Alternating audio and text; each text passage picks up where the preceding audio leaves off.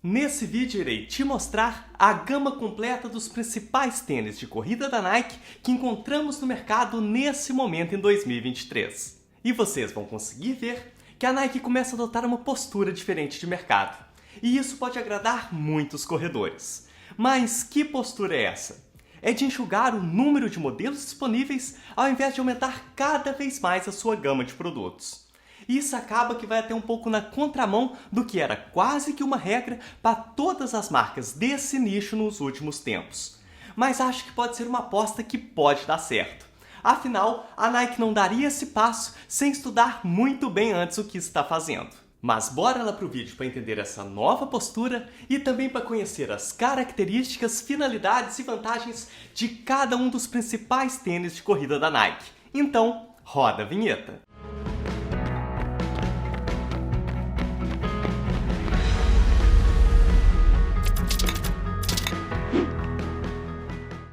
Olá, corredores! Eu sou o Jaime e esse aqui é o canal Pronto para Correr, onde você encontra informações de forma direta para te conscientizar sobre o universo da corrida.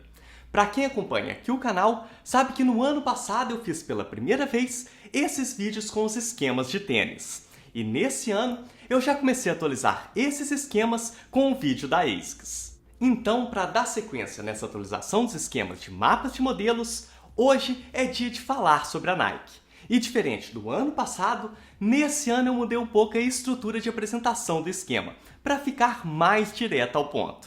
Então, abrindo aqui o organograma, eu irei começar, claro, pela categoria dos modelos base, que são aqueles mais generalistas que as marcas produzem pensando em atender a maior parte dos corredores. São tênis que entregam o básico bem feito, e até por isso costumam estar aqui os modelos mais vendidos de cada marca. E como já era de se esperar, o primeiro modelo desse esquema não poderia ser outro senão o Pegasus 40. Esse tênis, que chega na sua quarta década de vida, segue sendo um dos símbolos da empresa. E é o modelo central aqui do esquema por ser o mais balanceado dentro da marca. Quando pensamos em versatilidade dentro da Nike, pensamos logo de cara no Pegasus. Para quem já acompanha o mercado de tênis e principalmente o Pegasus, sabe que as maiores alterações acontecem de 2 em 2 anos nas versões ímpares. Por isso, o Pegasus 40 é praticamente o mesmo tênis que era o Pegasus 39. Mas o que temos aqui de diferente? Basicamente só o cabedal.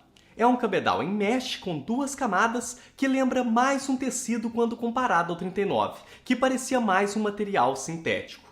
Isso eu acho que deixa ele com um ar mais chique, sabe? Porém, essa mudança no cabedal faz ele ficar um pouquinho mais pesado. Como disse, os outros componentes do tênis são muito parecidos com o Pegasus 39.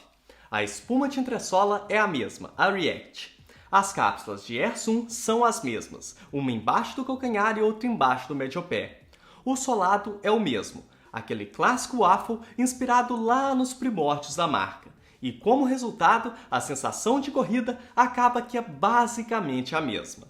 Dito isso, caso você encontre o 39 numa boa promoção e o 40 ainda esteja com o preço cheio, acho que o melhor a se fazer é ir no modelo anterior. E seguindo em frente, tem agora que falar daquele que é o tênis de máximo amortecimento dentro da Nike, o Invincible Run 3. No esquema do ano passado, o Invincible Run 2 estava na categoria estabilidade. Porém, não dá mais para deixar ele nessa categoria, e eu te explico por quê. A marca chegou a tratar ele como um tênis de estabilidade por causa da sua base, que é muito larga, e principalmente pela placa de estabilidade que ficava ali atrás do calcanhar.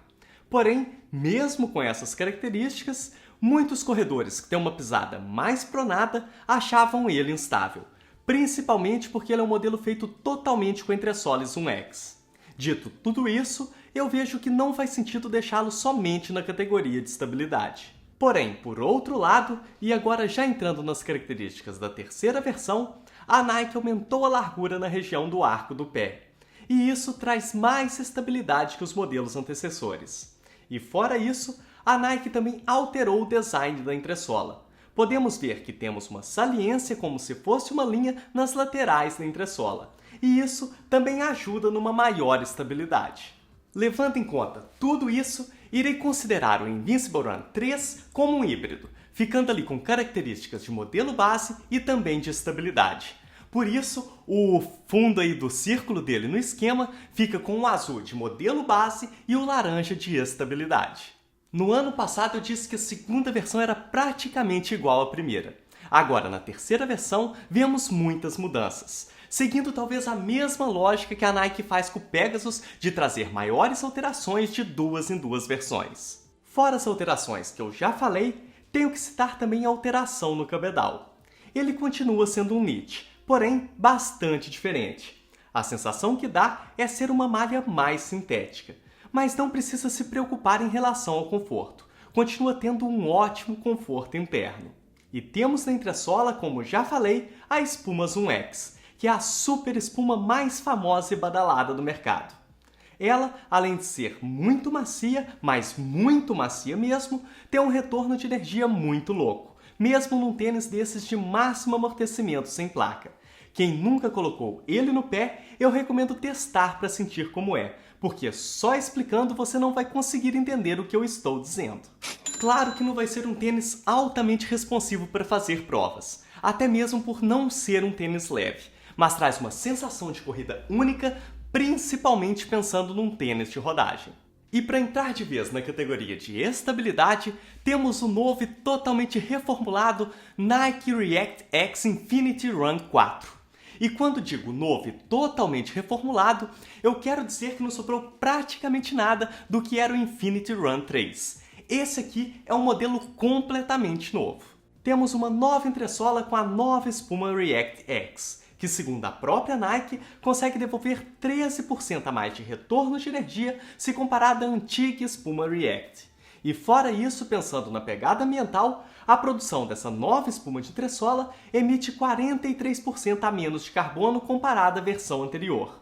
E falando de sensação, essa é uma espuma mais macia. E essa nova entressola tem uma maior altura de entressola, ganhou 5 mm em relação ao Infinity Run 3. E com isso, por outro lado, acaba que deixou o tênis mais pesado. Para falar a verdade, acho um tênis bastante pesado. E isso se dá também pela grande quantidade de borracha que temos no solado. Certamente, esse será um tênis que rodará centenas e centenas de quilômetros. Falando ainda sobre o aumento de peso, ele também se dá por termos agora uma base mais larga, como podemos ver quando olhamos para o solado do tênis.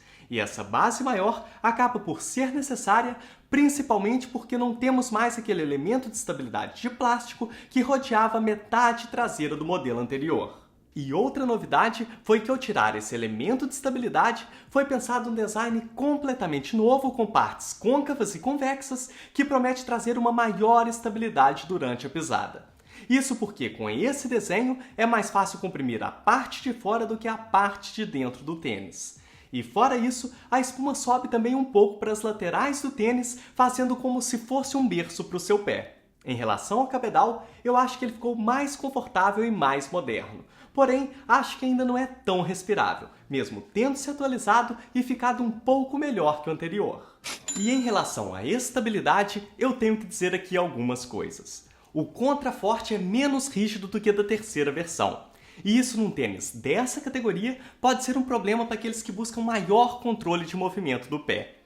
E como a espuma é mais macia, o tênis mais alto e não tem mais o elemento plástico de estabilidade, a base mais larga por si só parece não compensar todas essas mudanças. E por isso, eu tenho a sensação que o Infinity Run 3 era mais estável do que o Infinity Run 4. Porém, tem um enorme porém aqui. Isso não significa que o 3 era melhor. O novo Infinity Run, para mim, é muito mais tênis que o anterior. Mas é bom eu dar esses alertas num modelo completamente reformulado. E já agora, antes de ir para o outro lado do esquema, se você está gostando desse vídeo aqui, já sabe o que fazer, não é? É aquilo de sempre para o YouTube entender que o conteúdo é bom e recomendar esse vídeo a muito mais pessoas. Eu sei que você não vai me decepcionar. E caso você seja novo por aqui e chegou ao canal por causa desse vídeo, mas gostou daquilo que viu, espero poder contar contigo como inscrito aqui do canal. Agora sim, começando a falar dos tênis de velocidade. Eu irei começar com o híbrido, que vou colocar entre os modelos base e os tênis de velocidade. Estou falando do Pegasus Turbo Next Nature. No esquema do ano passado, eu cheguei a falar que ele era um rumor, que acabou que foi confirmado e lançado pouco tempo depois de sair o vídeo. Ele veio tentar trazer de volta o consagrado e amado Pegasus Turbo, porém com algumas mudanças.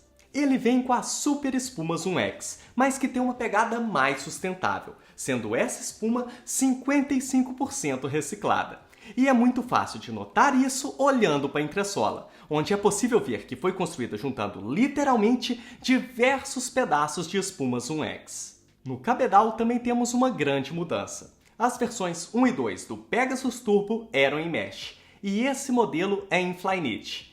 E na minha opinião, acaba que ele consegue ter um ar um pouco de tênis casual, mesmo sendo um tênis de corrida. E sinceramente, eu acho ele muito bonito. Voltando para a entressola, dá para ver que logo embaixo da camada de Zoom X reciclada, temos uma plataforma de uma espuma inteiriça.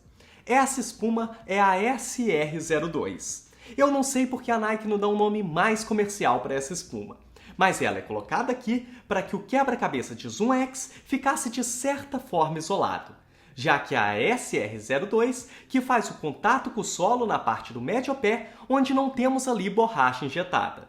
Eu colocaria esse tênis como modelo base pronto, mas eu entendo a Nike posicionar ele com um pezinho na categoria velocidade, até para não entrar em conflito com o Pegasus tradicional.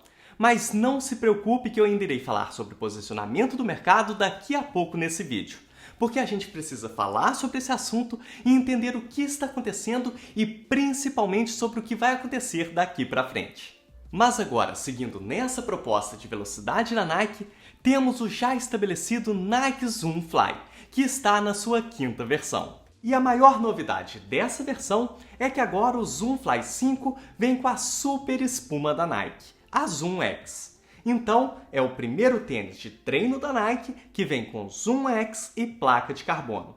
Porém, temos que fazer considerações aqui. O Zoom X não é exatamente o mesmo que vamos encontrar nos tênis de competição da marca. Até não faria sentido ser o mesmo, sendo que o tênis tem outra proposta. Aqui temos dois tipos de Zoom X, podemos assim dizer. Um reciclado, assim como vimos agora no Turbo, e que dá até para ver olhando para a parte de baixo do tênis, e outro Zoom X virgem. Mas até mesmo esse Zoom X virgem, ele é menos zerado do que o Zoom X dos tênis de performance. Até mesmo por esse ser um tênis para treinamento e ter que trazer uma maior durabilidade. A sensação da espuma Zoom X nesse tênis é praticamente a mesma do Zoom X que temos no Invincible Run. Só que nesse tênis aqui, temos dentro dele uma placa de carbono. E aqui é bom eu fazer uma consideração. Essa combinação inédita até então de Zoom X e placa de carbono faz desse Zoom Fly o melhor Zoom Fly já feito pela Nike. Porém, se você de alguma forma acha que ele consegue entregar um retorno de energia próximo ao que temos no Vaporfly, calma aí, não é bem assim. A proposta não é essa e você vai se decepcionar. É bom você calibrar as suas expectativas aqui. Falando agora do cabedal, eu gostei muito da atualização. Ele é bem respirável e mais confortável em relação aos seus antecessores. Fora que também ele tem bastante espaço no toolbox, coisa que não é muito normal na Nike, que costuma fazer tênis um pouco mais apertados. E falando agora sobre o peso do tênis, temos aqui um tênis que ficou mais alto, com 40 mm de altura de entressola no calcanhar, e com uma base que também ficou mais larga, e tem também a questão de usar a espuma reciclada, que é mais pesada por si só. Dessa forma, ele é um tênis relativamente pesado. A Nike sempre posicionou o Zoom Fly como um tênis para treinos de velocidade para quem vai fazer as provas com o Vaporfly. Eu até já expliquei essa ideia no vídeo do ano passado. Então, a lógica aqui era ele ser um tênis da categoria de velocidade e pronto, mas eu não consigo fazer isso. Por isso, ele também vai ficar como um híbrido de modelo base e velocidade.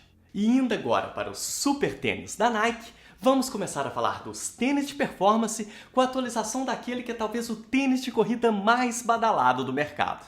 Estou falando, claro, do Vaporfly 3. E vou começar falando desse tênis com aquele pensamento de que a sua fama realmente precede quem ele é. A Nike seguiu à risca aquela ideia de que em time que está ganhando não se mexe. E as mudanças aqui foram bem sutis. O suficiente para melhorar o que era ótimo, mas sem descaracterizar o tênis, ainda bem. Começando pelo cabedal, vemos que temos um cabedal totalmente reformulado e super minimalista. Ele agora é feito em fly knit e não mais em mesh como era no modelo anterior. E isso faz com que o tênis tenha um ajuste melhor no pé, ponto que alguns corredores criticavam. E fora isso, como podem ver, ele tem quase que buracos mesmo no material da malha. Isso faz com que seja um tênis super respirável. E o contraforte dele é mais rígido que o anterior. Outro ponto que era criticado por alguns corredores e foi melhorado. E outra melhoria foi no cadarço do tênis, que agora tem essas ranhuras e não é mais liso. E isso ajuda demais para que a amarração não solte. Outro grande acerto da Nike aqui. Mas vamos agora para a entressola, que é onde toda a magia do Vaporfly acontece. O material é a super espuma mais consagrada do mercado, a Zoom X na sua melhor versão. E ele agora vem com alguns cortes na entressola, tanto um na lateral como também outro na parte de baixo do tênis, que permite que pela primeira vez possamos ver a Fly Plate, que é a famosa placa em fibra de carbono da Nike. Esses cortes na entressola foram muito bem pensados, porque retira material em poucos locais, mas em locais que dá para fazer esses cortes e reduzir o peso sem comprometer a experiência de corrida do tênis, pensando aqui na estabilidade do modelo. A beleza não é algo fundamental para mim num tênis. Talvez seja a última coisa que eu olhe para fazer uma escolha. Mas aqui eu tenho que dizer, para mim, esse é o primeiro Vaporfly que é realmente bonito. Eu não sei se é porque estamos nos acostumando com o super tênis ou se é porque ele parece um tênis mais normal, principalmente se comparado com as versões anteriores. Possivelmente é uma combinação desses dois fatores. Mas algo que me chamou a atenção nesse quesito foi esse símbolo da Nike grandão no solado. Eu acho que ficou muito bonito. Fora que com essa mudança de design no solado, ele também ganhou uma maior aderência. E fora tudo isso, eu tenho que dizer que o Vaporfly 3 ficou ainda mais leve que o Vaporfly 2. São quase 10 gramas mais leve. Tirar peso nesse tipo de tênis, que já não tem muito onde tirar, é muito difícil. E a Nike conseguiu fazer isso sem descaracterizar o tênis, na verdade, ainda melhorando ele. Por isso, o Vaporfly, que desde a sua criação é o top of mind dentro do super tênis, tem tudo para continuar sendo esse tênis. E seguindo em frente, a Nike tem outro super tênis, o Alpha Fly, que agora está na sua segunda versão. E mesmo o Vaporfly sendo a escolha da grande maioria dos corredores que optam por correr com o super tênis da Nike, isso tanto entre os amadores como também entre os profissionais, existem corredores que gostam mais do Alpha Fly. Isso também tanto entre os amadores como também entre os profissionais. E entre os profissionais, o maior de todos corre com o Alpha Fly. E foi com o Alpha Fly 2, ainda na sua versão de protótipo, que Eliud Kipchoge venceu a Maratona de Tóquio em março do ano passado. E depois, já com a sua versão definitiva, estabeleceu o atual recorde mundial da maratona, vencendo em Berlim também no ano passado. A ideia por trás da criação do Alpha Fly e o que diferencia ele do Vaporfly, eu já falei para vocês no vídeo da Nike do ano passado. Mas para resumir aqui num único fator, a principal diferença são as cápsulas de Air Zoom que temos dos dois lados. Essas cápsulas têm a ideia de fazer a placa de carbono funcionar como um trampolim e impulsionar o seu movimento. Temos aqui um tênis que também foi bastante reformulado em relação à sua primeira edição. Para começar, podemos ver que as próprias cápsulas de Air Zoom agora têm um pouco de espuma Zoom X na parte de baixo. Essa espuma foi colocada visando melhorar a sensação de corrida para deixar a transição da passada mais fluida e que os corredores sentissem menos a existência das cápsulas de Air Zoom. Além também de tentar reduzir um pouco o barulho característico que esse tênis faz. No cabedal, temos o que a Nike chama de Atom Knit 2.0, que é uma atualização do cabedal anterior e que ficou bem mais respirável. E o ajuste no pé também melhorou. Quando calçamos o tênis, sentimos que ele abraça o nosso pé. Falando agora de pontos negativos, ele ficou mais pesado que o seu antecessor. E é bem mais pesado que o Vaporfly. Não dá pra gente não tentar comparar esses dois modelos. O que ele ganha nessa comparação é que ele é mais estável que o Vaporfly. Isso sim, principalmente por ter uma base mais larga. Mas talvez esse seja o único fator que ele saia vitorioso. Enquanto no Vaporfly eu disse que ele agora tinha um visual mais normal, Aqui não dá para dizer isso, muito pelo contrário. O Alphafly não tem aspecto de tênis normal. E outro ponto que pesa contra é que ele é ainda mais caro que o Vaporfly. Eu sei que ele é o tênis do Kipchoge, e sei que existe uma parcela de corredores que já correu com os dois tênis de performance da Nike e preferem o Alphafly. Porém, a balança pesa muito pro lado do Vaporfly, que já é um modelo super consolidado, enquanto o Alphafly parece ainda estar patinando em busca da sua verdadeira identidade. Digo isso porque já vazaram fotos na internet do próprio Kipchoge treinando com aquele que provavelmente é o protótipo do Alphafly 3. E até mesmo em provas já tivemos corredores da Nike que usaram esse mesmo protótipo. E pelas imagens podemos ver que o modelo novamente passará por uma reformulação. O que nos resta é aguardar para ver o que irá acontecer. E dessa forma eu poderia dizer que temos pronto o esquema de modelos da Nike. Porém, lembra que eu falei que precisávamos conversar sobre o mercado de corrida e principalmente sobre o posicionamento da Nike nesse mercado? Então, vamos começar a nossa conversa. Olhando para esse esquema, podemos notar que ele está muito vazio. Muito diferente dos vídeos de esquema que vocês estão acostumados a ver aqui no canal. Mas eu devo dizer que isso poderá se tornar uma tendência no mercado de corrida e parece que a Nike irá puxar essa tendência. Mas antes eu devo dizer que mais dois modelos vão entrar aqui no esquema desse ano. O Vomero 17 e também o Structure 25. Irei colocar fotos deles para vocês poderem ter uma ideia de como eles serão. Eles devem entrar no mercado muito em breve, talvez já nas semanas seguintes ao lançamento desse vídeo, e estarão posicionados dentro do esquema seguindo a mesma lógica de como estava no esquema do ano passado. Porém, mesmo com esses dois tênis a mais, pode parecer que o esquema ainda é vazio e que não temos lá tantos modelos. E é aí que entra o foco principal da nossa conversa sobre posicionamento de mercado que a Nike está começando a ter e que pode se tornar uma prática comum. A Nike começa a não atualizar os seus modelos anualmente. Isso antes já era perceptível quando olhávamos para o principal tênis de performance da marca, o Vaporfly, que vinha com uma nova versão a cada 2 anos. Ou ainda quando olhamos para o modelo mais consagrado dentro da marca, que é o Pegasus, que mesmo lançando novas versões todos os anos, vemos que as mudanças mais relevantes acontecem também só de 2 em 2 anos. Por isso ainda é possível encontrar modelos principais do ano passado disponíveis nesse ano, como é o caso do Strakefly, ou até mesmo um tênis que já tem ainda mais tempo e ainda continua disponível na prateleira da Nike, que é o caso do Tempo Next%. E se olharmos para o esquema do ano passado, ainda temos duas situações diferentes. O React Miller não teve lançamento novo, e não existem rumores sobre novos lançamentos, o que não dá para afirmar se ele foi descontinuado ou se a nova versão só virá nos próximos anos. Nos resta esperar para ver. E outro caso é o Inflow, que eu havia colocado no esquema do ano passado como um dos tênis principais da marca, mas que atualmente ele já não cabe mais aqui nessa prateleira. Até a versão 8 ele era o modelo principal, mas desde a versão 9 e agora com a versão 10, a Nike já o posiciona como um tênis mais simples, por isso não entra aqui no esquema. E já aproveito para dizer que se um determinado tênis não entrou aqui no esquema, possivelmente é por um desses 3 motivos. Primeiro, não ser um modelo de 2023, ou seja, ser um modelo mais velho.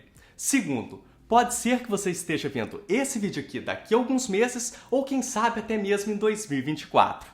Então, se o tênis foi lançado depois de meados de agosto de 2023, é claro que não teria como ele estar aqui. E terceira e mais recorrente dúvida do porquê certo tênis não está aqui é caso ele seja um takedown, simplificação de modelo principal, tênis que alguns chamam de tênis de entrada ou ainda modelos específicos voltados para mercados locais. O foco desse vídeo aqui são os modelos principais da marca disponíveis mundo afora nos principais mercados.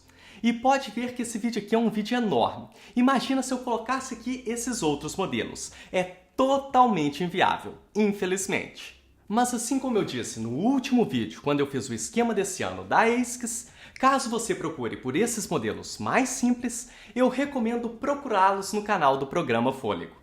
Isso porque o Gustavo agora faz 2 reviews por semana. E um deles sempre são desses tênis mais barato, e são reviews muito bem feitos, por isso eu faço a recomendação. E para passar a régua nessa nossa conversa sobre posicionamento de mercado, que eu acho que é um diferencial interessante para quem assiste os meus vídeos aqui, eu tenho que dizer mais uma coisa. No ano passado, eu me limitei em distribuir os tênis seguindo estritamente a ideia de como a marca vendia o produto, de como a marca posicionava o produto. Porém, nesse ano, além, claro, de eu seguir respeitando o posicionamento que cada marca faz, eu também coloco um pouco da minha visão, porque assim eu acredito que essa análise fica mais completa.